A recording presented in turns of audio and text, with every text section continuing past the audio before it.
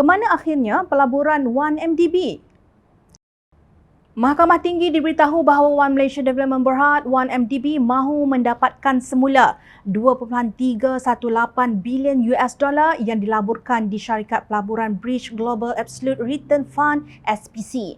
Bekas setiausaha syarikat 1MDB Goh Gat Kim yang juga saksi pendakwaan berkata perkara itu dibincangkan semasa beliau menghadiri mesyuarat pada 11 November 2013. Antara agenda yang dibincangkan dalam minit mesyuarat tersebut adalah berkenaan arahan ahli lembaga pengarah 1MDB supaya pelaburan di Bridge Global Absolute Return Fund SPC ditebus semula untuk dibawa balik ke Malaysia. Dalam prosiding sebelum ini, saksi pendakwaan ke-14 iaitu rakan kongsi urusan KPMG Malaysia, Datuk Johan Idris berkata pihaknya tidak dapat menandatangani laporan audit penyata kewangan 1MDB bagi 2013 kerana 1MDB gagal memberi maklumat terperinci berkaitan pelaburan tersebut. Menurut beliau, pihak KPMG ingin mendengar sendiri daripada Menteri Kewangan itu sama ada beliau tahu atau tidak berkenaan pelaburan berjumlah $2.318 bilion di Present Sky di dalam Bridge Global Absolute Return Fund SPC. Bagaimanapun, Johan berkata Najib memaklumkan bahawa beliau sedia maklum mengenai pelaburan 1MDB di Present Sky tetapi tidak boleh mendedahkan butiran terperinci mengenai pelaburan berkenaan kerana ia adalah sulit.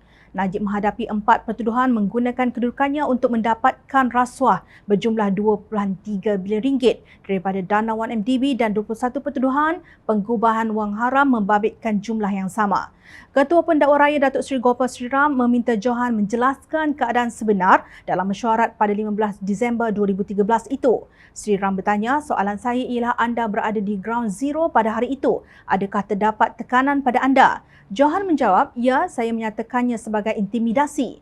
Apakah bentuk intimidasi itu? Soal Sri Ram.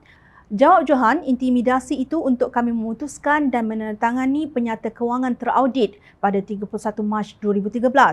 Lalu Sri Ram menyoal, dan daripada siapa ini datang? Johan menjawab, Datuk Seri Najib. Akhirnya pada 31 Disember 2013, perkhidmatan KPMG ditamatkan oleh Kementerian Kewangan diperbadankan selaku pemegang saham tunggal 1MDB dan diganti dengan Deloitte Kasim Chan.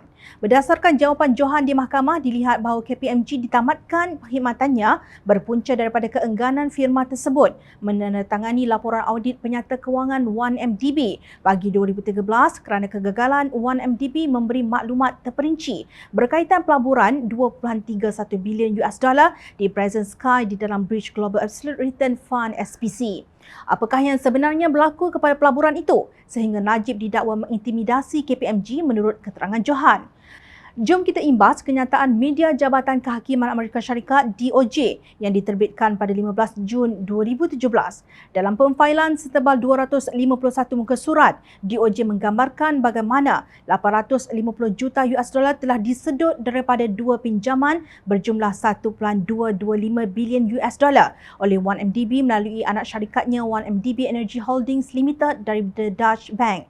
Bagaimanapun, menurut DOJ, sebahagian wang tersebut digunakan untuk menutup lubang Present Sky yang mendakwa memiliki $2.318 bilion nilai unit dana dalam Bridge Global Absolute Return Fund diuruskan oleh Bridge Partners Investment Management Limited. Menurut DOJ, unit dana ini tidak bernilai. Pada akhir 2014, 1MDB mendakwa secara terbuka dan dalam penyata kewangannya bahawa Present Sky telah menebus lebih daripada $1.2 bilion unit dana Bridge Global secara tunai, kata DOJ. Namun, DOJ berkata wang tunai yang ditebus ini tidak berasal daripada dana Bridge Global tetapi sebaliknya daripada wang yang dipinjam 1MDB daripada Dutch Bank pada 2014. Hasil pinjaman Dutch Bank telah diluluskan melalui Bridge Global dan akaun Present Sky beberapa kali untuk menunjukkan bahawa Present Sky sedang menembus unit dana. Sedangkan pelaburan Present Sky dalam Bridge Global Fund tidak mampu menghasilkan $1.2 bilion tunai, tegas DOJ. Ketika itu, Presiden PAS Tan Sri Abdul Hadi Awang berkata mereka yang mahu orang asing DOJ campur tangan dalam hal ehwal Malaysia untuk mendapat keuntungan politik adalah tidak beriman dan budiman. Namun itulah salah satu daripada dakwaan DOJ terhadap penyelewengan dana 1MDB yang kini selaras dengan keterangan saksi-saksi dalam pembicaraan yang sedang berjalan di Malaysia. Semoga kebenaran akan terungkai akhirnya.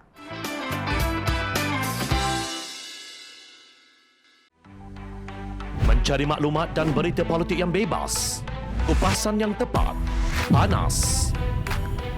Dapatkannya secara eksklusif hanya di Jom Channel. Komitmen kami, rentasan berita Isnin hingga Jumaat. Berbicara dan isu semasa, kami garapkan secara langsung. Panel-panel berkaliber dan profesional. Interaktif, pandangan anda kami raikan. Jangan lupa bersama kami di setiap hujung minggu dalam edisi khas mingguan. Jom Channel, moving forward, sharing a new experience.